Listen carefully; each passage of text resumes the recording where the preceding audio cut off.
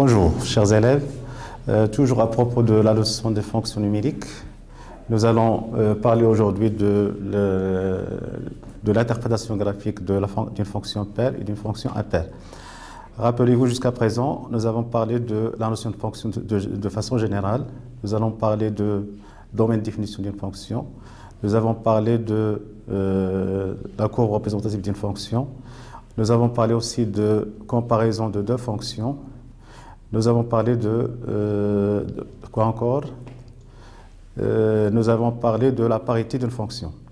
Nous avons donné la définition et nous sommes en train de parler de l'interprétation graphique de la parité d'une fonction. Rappelez-vous, je vous ai laissé deux exemples. Le premier, c'est f de x est égal à ratio de x. Je vous ai demandé de tracer la courbe représentative de f. En effet, cet exemple, on l'a déjà traité. Pour tracer cette courbe, on a besoin d'abord de se débarrasser de la notion de valeur absolue de x. Une autre écriture de f, c'est f de x est égal à x si x est positif, et f de x est égal à moins x si x est négatif. Donc c'est une fonction affine par morceau. Donc sur l'intervalle 0 plus l'infini, nous allons construire la courbe de la fonction f de x est égal à x. C'est une fonction linéaire en fait. Et sur l'intervalle moins l'infini 0, nous allons tracer la courbe de la fonction f de x est égal à moins x. C'est aussi une fonction linéaire. Pour tracer cette courbe, on a besoin de deux points dans chaque côté. Et vous avez un point commun qui est l'origine. Donc si x égale à 0, on a O de coordonnées 0, 0 est un élément de CF. Si x est égal à 1, le point de coordonnées A de coordonnées 1, 1, c'est aussi un élément de CF. Ce sont deux points avec lesquels nous allons tracer le côté positif de la courbe CF. Et si x est égal à moins 1, le point B de coordonnées par exemple moins 1 et 1, c'est aussi un élément de CF. Donc à partir de ces trois points, nous allons tracer la courbe représentative de la fonction f. Donc nous allons tracer le repère.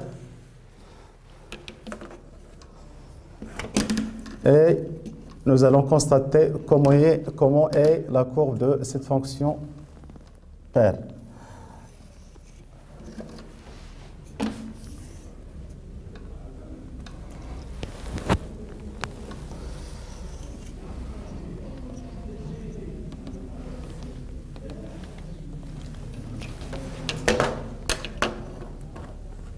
Rappelez-vous, on a dit que cette fonction, c'est une fonction paire. Et celle du deuxième exemple, si vous vous rappelez, on a dit que c'était une fonction impaire.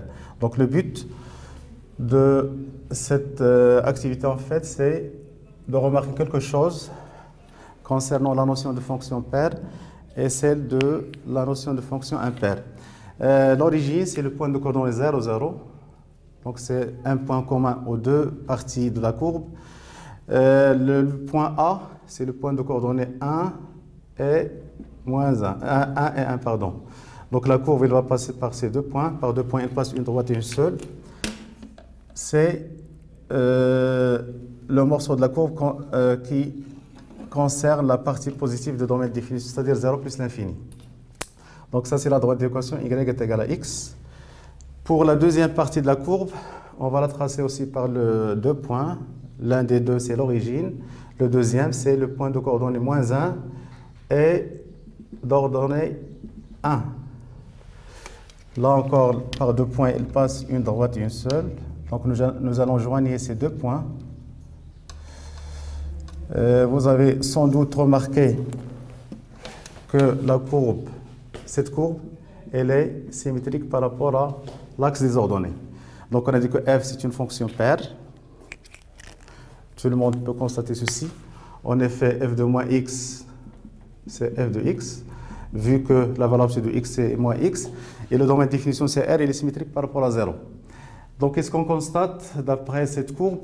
On a dit qu'il est symétrique par rapport à l'axe des ordonnées. Donc, on va essayer, après avoir traité le deuxième exemple, de généraliser le fait que toute la courbe de n'importe quelle fonction paire elle est symétrique par rapport à l'axe des ordonnées. Donc si f est paire, sa courbe représentative sera symétrique par rapport l'axe des ordonnées. Ce qui fait pour tracer la courbe d'une fonction paire, on aura besoin seulement de la tracer sur le côté positif de df, et puis par symétrie, nous allons la déduire dans le côté négatif. Ça, c'était pour l'exemple A1. Pour l'exemple A2, l'expression de f, c'était, ou de g si je me rappelle, c'était g de x est égal à valeur absolue de, c'est valeur absolue de x plus 1 moins la valeur absolue de x moins 1. La fonction, elle est impaire, sans doute. Dans ma définition, elle est claire, c'est R. Pour tout x de R, pour tout x de R, à quoi est égal g de moins x? G de moins x, c'est la valeur absolue de moins x plus 1 moins la valeur absolue de moins x moins 1. Tout le monde sait que deux nombres opposés ont même valeur absolue. Quel est l'opposé de moins x plus 1? C'est x moins 1. Donc, c'est la valeur absolue de x moins 1. Quel est l'opposé de moins x moins 1? C'est x plus 1. Donc, c'est moins la valeur absolue de x plus 1. Je répète. Qu'est-ce qu'on a utilisé dans ce passage? Deux nombres opposés ont même valeur absolue. Donc, l'opposé de moins x plus 1, c'est x moins 1. L'opposé de moins x moins 1, c'est x plus 1. Là, on peut factoriser par un signe moins. Et on va commencer par celui-ci. Donc, c'est la valeur absolue de x plus 1 moins la valeur absolue de x moins 1. Et là, c'est moins g de x. Qu'est-ce qu'on constate? On constate que le domaine est symétrique. Donc, la première condition de la définition d'une fonction impaire, elle est vérifiée. La deuxième condition, on a g de moins x est également à g de x. La conclusion, cette fonction, c'est une fonction qui est impaire. Donc, comme on a signalé au départ, le but, c'est d'interpréter graphiquement le fait qu'une fonction soit paire ou impaire. Là encore, on va tracer la courbe représentative de cette fonction. Donc, nous allons d'abord nous débarrasser du signe de la valeur absolue. Donc, on va essayer d'écrire g de x sans le symbole de valeur absolue, de la valeur absolue. Pour ceci, on aurait besoin de se débarrasser de la valeur absolue de x plus 1 qui s'annule en moins 1, qui change en moins 1, pardon, et de la valeur absolue de x moins 1 qui s'annule en 1. Donc, la meilleure façon de le faire, c'est un tableau de signes. Donc, ici, on va prendre x, la valeur absolue de x plus 1 et la valeur absolue de x moins 1. X plus 1, ça change en, la valeur absolue de x moins 1, ça change en moins 1. C'est la plus petite des deux valeurs. Celle de valeur absolue de x moins 1, elle change en 1. Donc, le 1, c'est le 0 de la deuxième expression. Le moins 1, c'est celui de la première expression. La fonction, elle est définie sur R tout entier. Si x est supérieur à moins 1, x plus 1 est positif. Donc, l'expression de x plus 1 sera x plus 1, x plus 1. Et si x est inférieur à moins 1, x plus 1, c'est un nombre négatif. Donc, son expression sera moins x moins 1. Pour l'expression de la valeur absolue de x moins 1, si x est supérieur à 1, c'est x moins 1. Si x est inférieur à 1, c'est moins x plus 1. Et là encore, c'est moins x plus 1.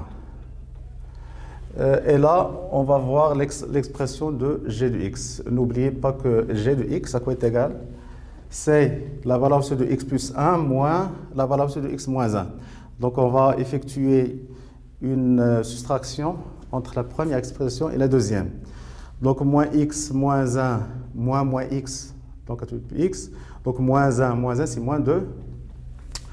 Là, x moins x, donc c'est 2x. Et 1 moins 1, c'est 0. Là, x moins x, c'est 0. 1 moins 1, c'est 2. Donc, l'expression de g, sur l'intervalle moins l'infini moins 1, c'est g de x est égal à moins 2. C'est une fonction qui est constante. Sur l'intervalle moins 1 jusqu'à 1, l'expression de g, c'est g de x est égal à 2x. C'est une fonction linéaire. Et sur l'intervalle 1 plus l'infini, g de x, c'est 2, c'est aussi une fonction constante. Et nous allons essayer de tracer la courbe CF de f et nous allons constater comment est cette courbe. Tout à l'heure, pour la fonction paire, on a dit qu'il était symétrique par rapport au y. Maintenant, on va tracer la courbe représentative de la fonction g.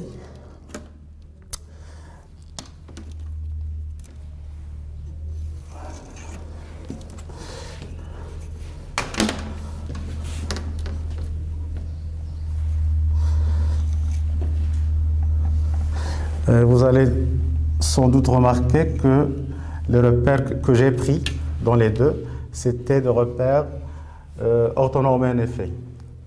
Donc on va graduer le repère. 1.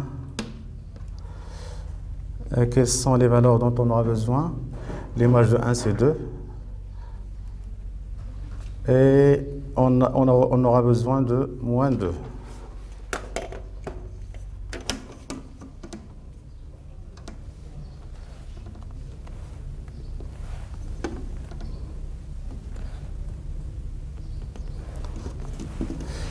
Pour la première expression, de l'intervalle moins l'infini jusqu'à moins 1, les images sont tous égaux à moins 2. Donc l'image de n'importe quel nombre de l'intervalle moins l'infini moins 1, c'est moins 2. Moins 1, moins 2. Donc l'image de moins 1, c'est moins 1.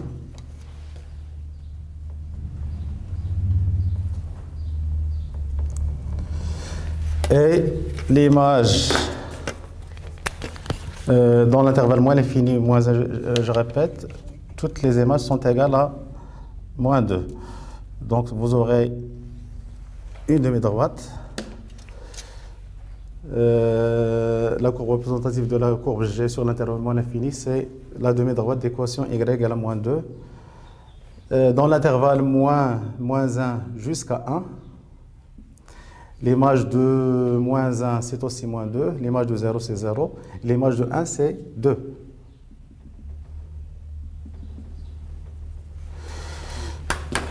Donc, c'est une fonction linéaire. Il va passer par l'origine du repère.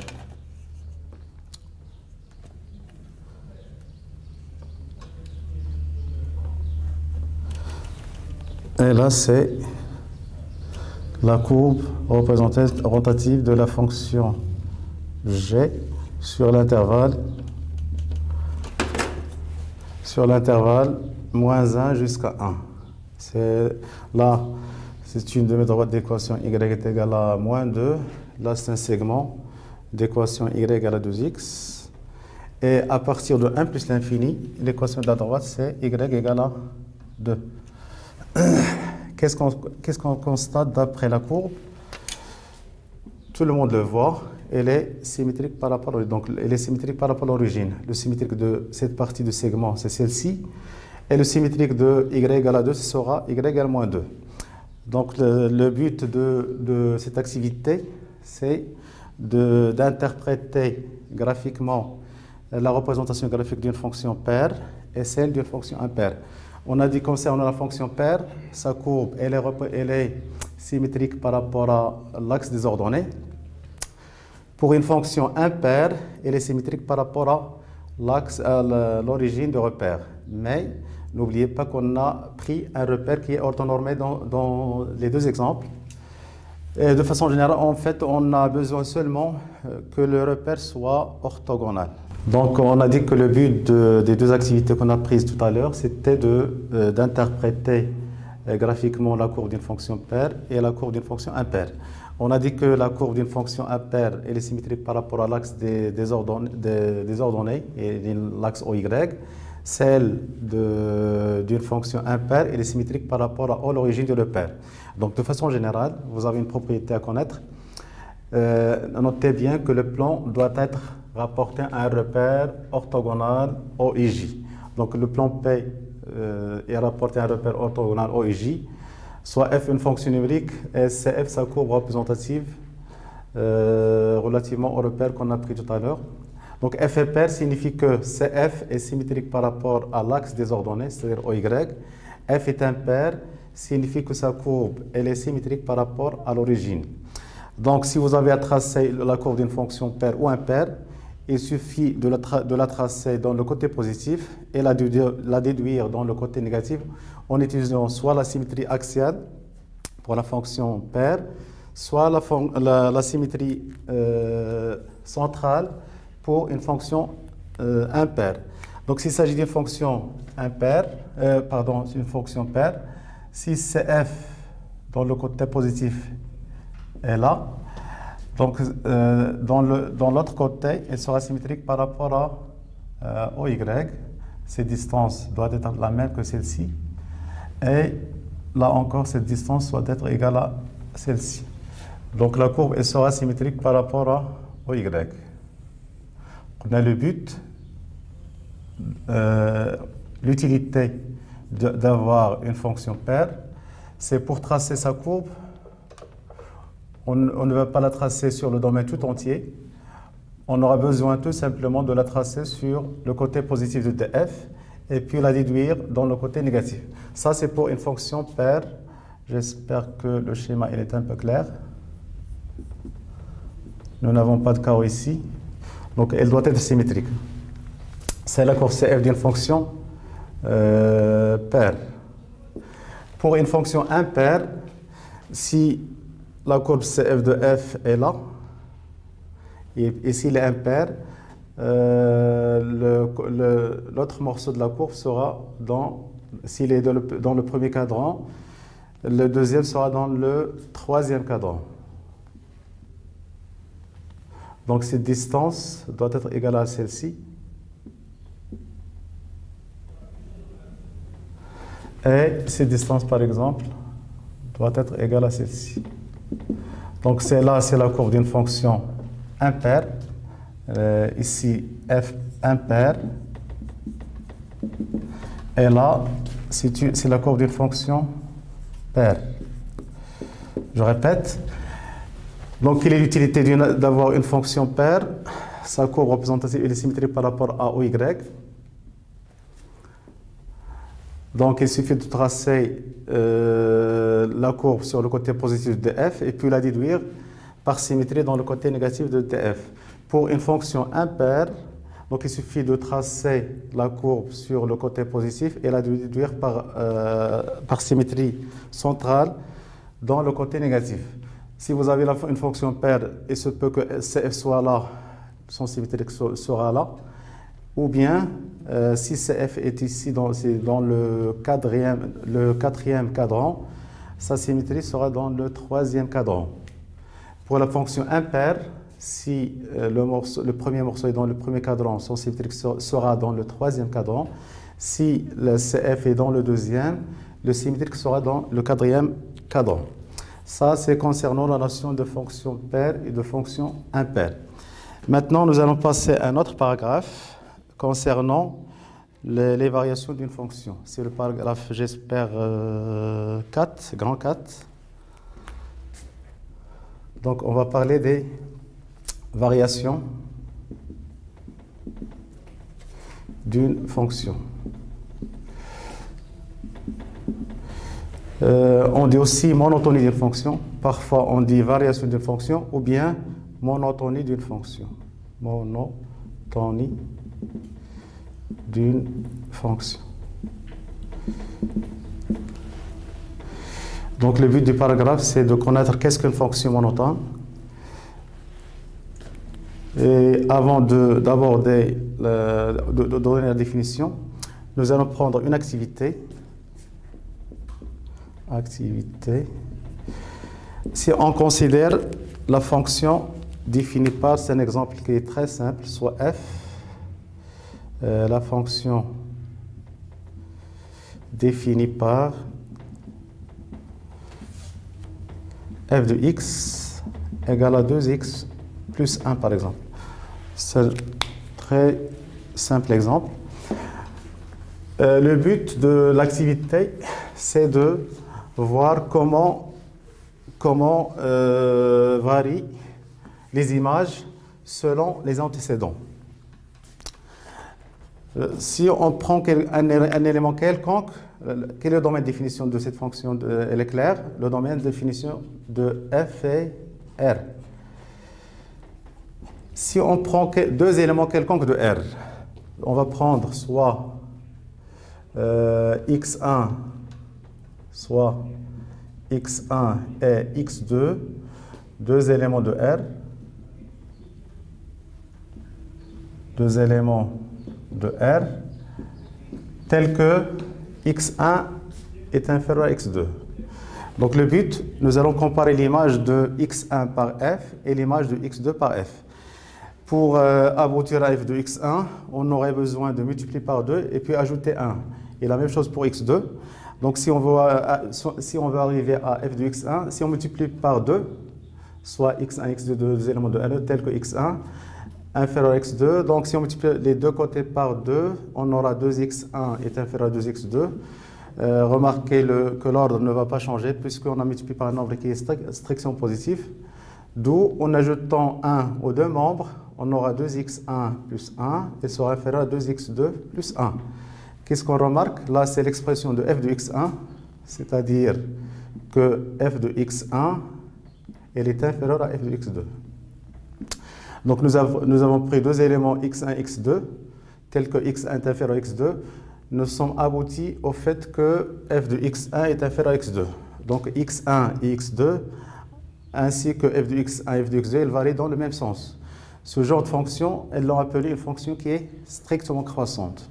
Donc si x1 est inférieur à x2, f de x1 reste inférieur à f de x2, on dit que cette fonction, elle est strictement croissante. Vous pouvez déduire que si g était par exemple moins 2x plus 1, si on multiplie par moins 2, le sens de l'inégalité va changer. C'est-à-dire que si x1 est inférieur à x2, vous aurez f de x1 supérieur à f de x2. Donc cette fonction sera appelée une fonction qui est décroissante. Je répète. Là, on a pris f de x égale à 2x plus 1. On a pris x1 inférieur à x2. Nous sommes aboutis à f de x1 inférieur à f de x2. Si vous avez g de x par exemple est égal à moins 2x plus 1. Si on commence par x1 inférieur à x2, lorsqu'on multipliera par moins 2, on aura moins 2x1 supérieur à moins 2x2. Donc vous aurez, en ajoutant 1, vous aurez f de x1 supérieur à f de x2. Donc l'inégalité des images va changer. Donc les x1 inférieur à x2, mais g de x1 sera supérieur à g de x2. Ce genre de fonction sera appelé une fonction décroissante ou bien strictement décroissante. Donc le but de cette activité, c'est de connaître qu'est-ce qu'une fonction croissante, qu'est-ce qu'une fonction décroissante. Donc on va commencer par donner la définition. Et puis, nous allons prendre des exemples là-dessus concernant la notion de fonction croissante et décroissante. Définition. Donc, soit f, une fonction numérique, et soit i, un intervalle inclus dans df, soit i, un intervalle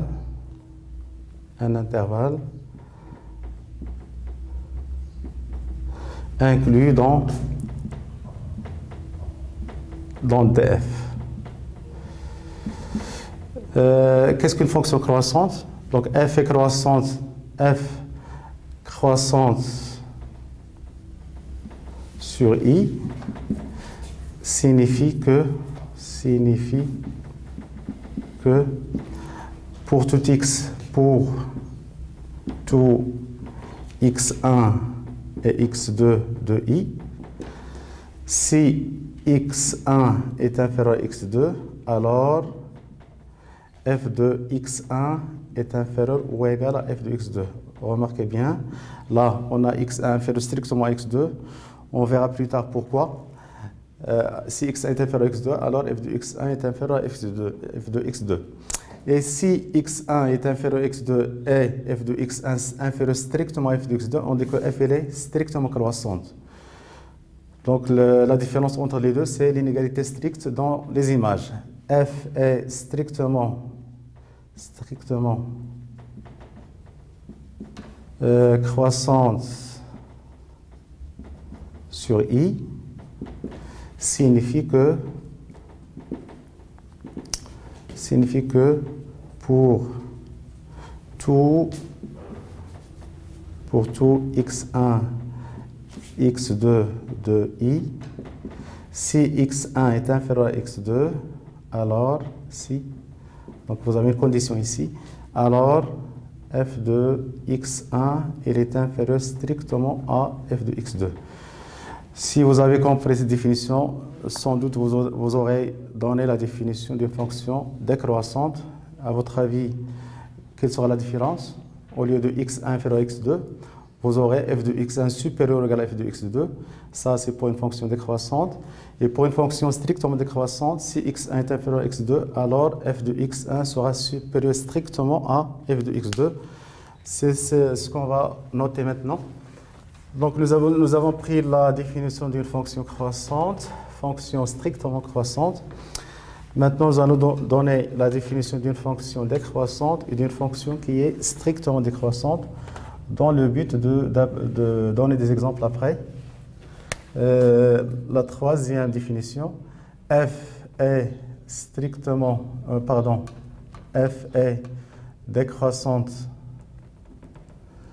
décroissante sur i, signifie quoi? Signifie que pour tout x1 et x2 de i, si x1 est inférieur à x2, alors si vous avez toujours une condition, alors f de x1 est supérieur ou égal à f de x2. Là, c'est la définition d'une fonction décroissante. F sera strictement décroissante. F est strictement décroissante sur i. Signifie quoi? Signifie que pour tout x1 et x2 de i, si x1 est inférieur à x2, alors f de x1 est strictement supérieur à f de x2. Donc vous avez 4 définitions. Quelle est la différence entre croissante et strictement décroissante? C'est l'inégalité stricte dans les images. De même pour la définition d'une fonction qui est strictement décroissante, on a la même hypothèse, mais vous avez là f de x1 supérieur ou égal pour décroissante et f de x1 strictement supérieur à f de x2 pour décroissante. Graphiquement, comment est la courbe d'une fonction qui est croissante? Graphiquement,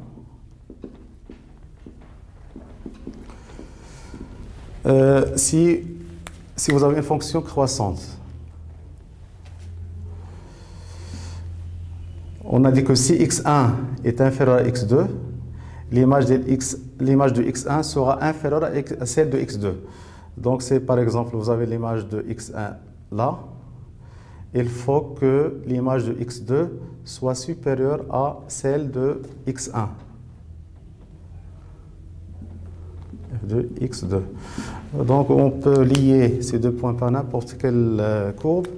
Là, c'est la courbe d'une fonction qui est croissante. C'est-à-dire x1 et x2, ainsi que leur image, varient dans le même sens. Si x1, lorsque les x croient, leur image croît aussi. Si x1 est inférieur à x2, alors f de x1 est inférieur à f de x2. Ça, c'est la courbe d'une fonction qui est croissante. Et s'il s'agit d'une fonction décroissante, ce sera le contraire. Par exemple, si vous avez x1, son image sera supérieure à celle de x2 qui est supérieure à x1. F de x2. Et nous allons lier ces deux points par n'importe quelle courbe. Et là, c'est la courbe d'une fonction décroissante. Ici, c'est f croissante, et même strictement croissante. Croissance. Et là, c'est la courbe d'une fonction qui est strictement décroissante. Strictement décroissante. Après avoir pris la définition d'une fonction croissante, strictement croissante, décroissante, strictement décroissante. Nous allons nous arrêter ici. Et nous allons prendre des exemples là-dessus dans la séance prochaine, Inch'Allah, et à bientôt.